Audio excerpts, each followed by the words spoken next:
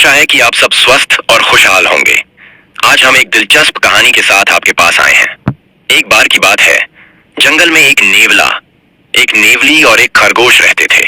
नेवला और नेवली कभी प्रेम में थे, लेकिन नेवली को नेवला अब लालची और स्वार्थी लगने लगा था।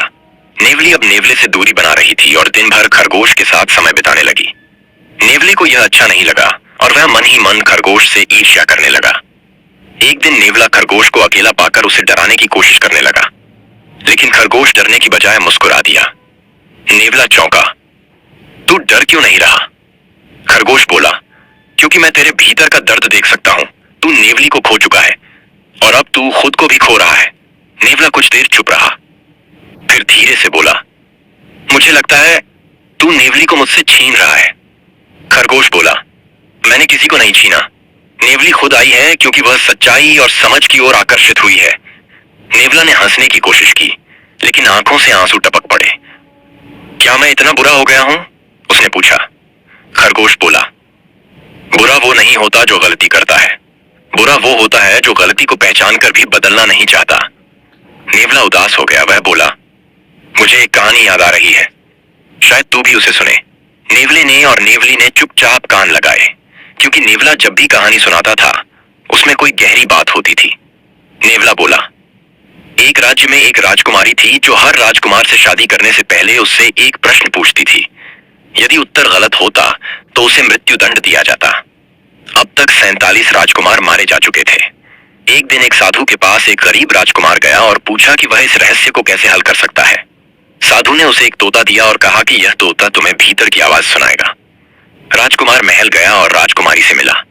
राजकुमारी ने मुस्कुराते हुए पूछा, मेरा प्रश्न है, बताओ, सबसे खतरनाक जीव कौन सा है? सभा में सन्नाटा छा गया। राजकुमार थोड़ी देर चुप रहा, फिर उसने राजकुमारी की आंखों में देखा और धीमे से कहा, वह जीव जो बाहर से इंसान दिखता है लेकिन भीतर उसका हृदय ईर्ष्या, लालच और क्रोध से भरा होता है, वही सबसे खतरनाक जीव है। राजकुमारी का चेहरा गंभीर हो गया। उसने पहली बार किसी राजकुमार से ऐसा उत्तर सुना था। फिर उसने कहा, तुमने सही उत्तर दिया है, लेकिन मेरा एक और प्रश्न है। राजा परेशान हो गया। अब दूसरा प्रश्न क्यों? राजकुमारी बोली, क्योंकि आज पहली बार कोई उत्तर मेरे हृदय तक पहुंचा है। मैं जानना चाहती हूं कि यह उत्तर तुम्हारे भीतर से आया या किसी और से सीखा हुआ है। राजकुमार ने जवाब दिया, मैं एक साधु से मिला था। उसने मुझे सिखाया था कि सबसे बड़ा युद्ध भीतर चलता है, और अगर तुम अपने भीतर के राक्षस को जीत लो तो कोई भी बाहरी राक्षस तुम्हें हरा नहीं सकता। उसी दिन से मैंने अपने भीतर झांकना शुरू किया। राजकुमारी की आंखें भर आईं। उसने कहा, मैं उस राजकुमारी की कहानी हूं जिसने ज्ञान को खेल बना दिया, लेकिन आज तुमने मेरे खेल को खत्म कर दिया। मैं तुम्हें अपना साथी स्वीकार करती हूं। सभा में तालियां गूंज उठीं और दोनों का विवाह हुआ। यह कहानी सुनकर नेवला बहुत भावुक हो गया।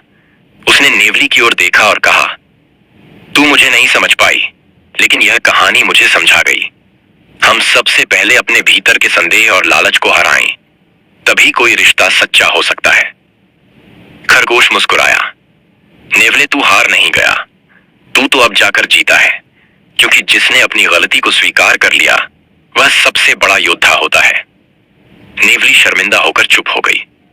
उस दिन से नेवला और खरगोश अच्छे दोस्त बन गए, और नेवली, वह अपनी गलती सुधारने के लिए दूर जंगल में सेवा करने निकल गई। सीख, असली शत्रु बाहर नहीं, हमारे भीतर होता है ईर्ष्या, संदेह और अहंकार। जो व्यक्ति इन्हें जीत लेता है वही सच्चे रिश्ते निभा पाता है।